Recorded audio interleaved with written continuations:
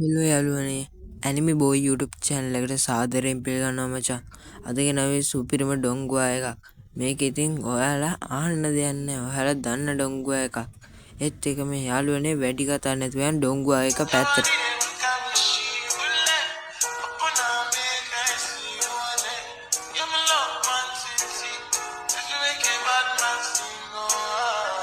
Episode එක මුලින්ම පෙන්නන්නේ යාළුවනේ සෝමියාව හා බාහියාව හෝ සටන් කරනවා.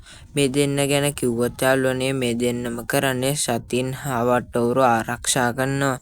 එතෙන්ම අතන ඉන්න රාක්ෂකයා කියනවා භූමි තුල වැටුනොත් ඔයාලා දෙන්න වග කියනවා. ඒකට ඔයාලා දෙන්නට කිසිම සමාවක් නැහැ.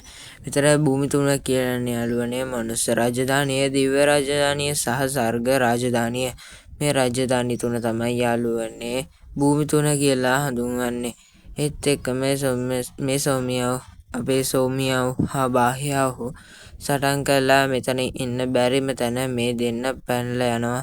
ඒත් එක්කම යාළුවනේ මේ දෙන්නගේ තියෙන පුල්ම ශක්තිය දාලා මේ දෙන්න ප්‍රහාරයක් එල්ල කරනවා. ඒත් එක්කම අහස දෙතුරුන් යන්න ලස්සන ප්‍රහාරයක් එල්ල කරනවා. ඒත් එක්කම මෙතන ඉන්න රාක්ෂයන් ගාන වැඩි වුණත් එක්කම අපේ සෝමියාව හා බාහියාවට සටන් කරන්න අමාරු තත්ත්වයක් එනවා.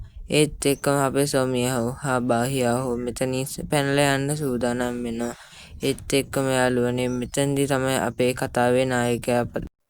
කතාවේ නායකයා තමයි යාළුවනේ සෝෂියන්. මේ සෝෂියන් කන්දකින් පල්ලෙහාට බහිනවා.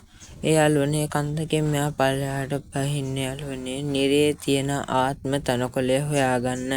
මේ ආත්ම තනකොළයෙන් මෙයා හිතනවා යාළුවනේ එයාගේ ආධ්‍යාත්මික නාර අවදි කරන්න පුළුවන් කියලා.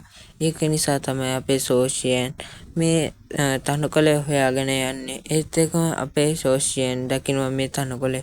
ඒ පැත්තට දුවන් යනකොටම මොස්ට් කෙනෙක් කියන්නේ රකුසෙක් මේත් එක්ක පහර වෙනවා. ඒත් එක්කම අපේ සෝෂියන් මේ රකුසට පහර දුන්නට ඒ රකුසට කිසිම ගාණක් නැහැ. ඒත් එක්කම ඒ රකුස මේ සෝෂියන්ට පහරක් එල්ල කරනවා. ඒත් එක්කම යාළුවනේ සෝෂියන්ට ඉස්සෙල්ලා මතක් කරනවා එයාව ඒ පිටුහලෙන් පිටත් කරපු විදිය. උඹට කිසිම ආධ්‍යාත්මික නාරයක් නැහැ. උඹට කිසිම බලයක් නැහැ. ඒත් එක්කම යාළුවනේ සෝෂියන් මෙතනින් මේ පළවෙනි එපිසෝඩ් එක ඉවර වෙනවා. එහෙනම් යාළුවනේ සබ්ස්ක්‍රයිබ් කරලා තියන්න.